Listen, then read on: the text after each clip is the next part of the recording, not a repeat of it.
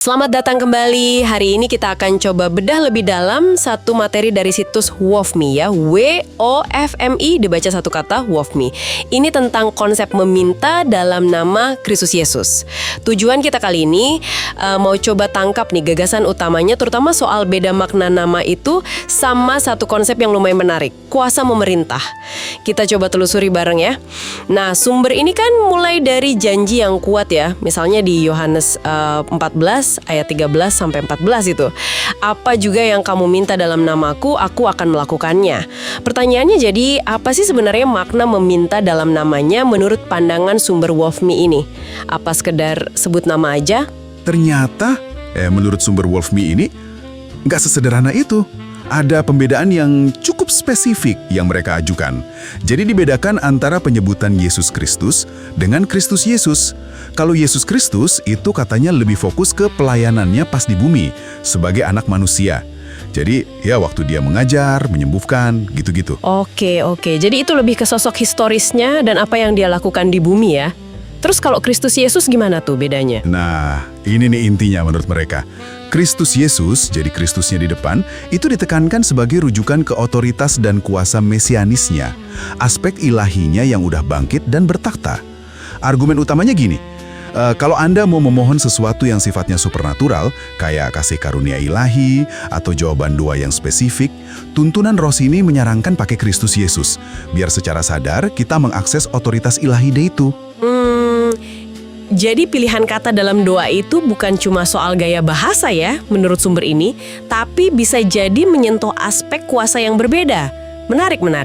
Dan ini kayaknya nyambung langsung ya sama gagasan lain yang juga ditekankan banget di sumber itu. Kuasa memerintah.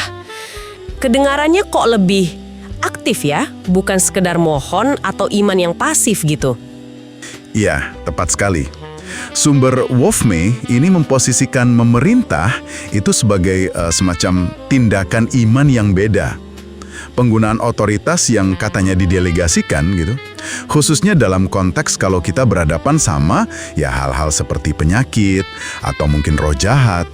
Jadi bukan lagi sekedar minta, tapi pakai otoritas dalam namanya untuk memerintahkan perubahan. Gitu kira-kira.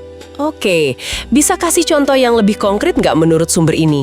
Soalnya memerintah dalam konteks iman ini bisa jadi konsep yang agak baru ya buat sebagian dari kita. Bisa.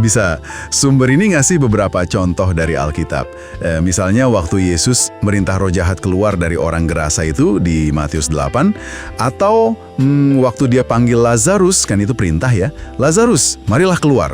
Bahkan ada juga ajaran Yesus sendiri di Lukas 17 soal merintah pohon ara supaya tercabut terus pindah ke laut. Itu kan sebagai ilustrasi kuasa iman. Wow, oke. Nah, yang menarik juga, sumber ini pakai contoh Petrus waktu nyembuhin orang lumpuh di Kisah Para Rasul 3. Meskipun di situ catatannya Petrus pakai frasa, demi nama Yesus Kristus, orang Nazaret itu, sumber WOFME ini tetap memasukkannya sebagai contoh kuasa memerintah yang didelegasikan. Mungkin ya, penekanannya lebih ke otoritas yang dipakai, bukan melulu soal urutan katanya di kasus itu. Walaupun argumen utamanya tadi tetap ke Kristus Yesus untuk kuasa ilahi. Sumber WOFME ini lalu menegaskan lagi kalau otoritas serupa katanya sudah diberikan ke orang percaya. Mereka kutip Lukas 10 ayat 19 sama Yohanes 14 ayat 12 itu. Terus apa ada syaratnya gitu? Menurut sumber ini kalau mau bisa memerintah kayak gitu, nggak sembarangan orang bisa dong ya? Iya, ada disebutkan beberapa hal yang dianggap prasyarat. Seseorang itu harus lahir baru, terus mengalami baptisan Roh Kudus, yang dalam pandangan ini sering dikaitkan sama penerimaan kuasa ya, lalu hidupnya dipimpin Roh Kudus, dan berjalan dalam iman. Ini semua dilihat sebagai dasar lah, supaya seseorang bisa beroperasi dalam otoritas tersebut. Dan semua ini diletakkan dalam konteks apa sih? Kenapa pembedaan nama dan kuasa memerintah ini jadi penting banget menurut WOFME? Apa kerangka besarnya? Konteks besarnya menurut sumber ini adalah peperangan rohani. Ada gagasan kalau iblis itu digambarkan sebagai sosok legalis. Ini istilah yang mereka pakai ya. Tampaknya maksudnya, iblis itu cuma bisa beroperasi kalau ada dasar hukum atau celah spiritual gitu.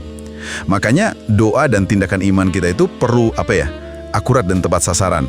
Ini sejalan juga sih sama misi WOFMI yang disebut di sumber itu, untuk memperlengkapi orang percaya biar paham identitas dan kuasa kerajaan yang mereka punya dalam Kristus. Oke. Coba kita rangkum sedikit ya. Jadi intisari dari materi WOFMI yang Anda bagikan ini ada penekanan kuat pada penggunaan spesifik nama Kristus Yesus untuk mengakses otoritas ilahi yang lebih tinggi. Dan juga ada konsep kuasa memerintah ini sebagai alat aktif yang diyakini tersedia buat orang percaya. Jadi bukan cuma sekedar minta-minta aja. Gitu ya? Betul sekali. Dan kalau ditarik satu pemikiran akhir nih dari sumber ini buat Anda renungkan, ini semacam dorongan. Jadi Anda nggak cuma diajak untuk percaya, tapi untuk paham dan bertindak. Bertindak berdasarkan otoritas yang diyakini udah diterima itu, untuk menggenapi apa yang disebut pekerjaan-pekerjaan yang lebih besar di Yohanes 14 ayat 12. Jadi kayak panggilan untuk iman yang lebih proaktif gitu loh. Wah, ini pasti memantik pertanyaan refleksi nih untuk Anda para pendengar. Coba direnungkan, bagaimana sih gagasan tentang memerintah dalam konteks iman seperti yang dijabarkan sumber WOFMI ini? Apakah itu selaras? Atau mungkin justru terasa agak janggal ya dengan pemahaman dan pengalaman Anda tentang doa selama ini? Oke, terima kasih sudah menyimak pembahasan mendalam kita kali ini. Sampai jumpa di kesempatan berikutnya.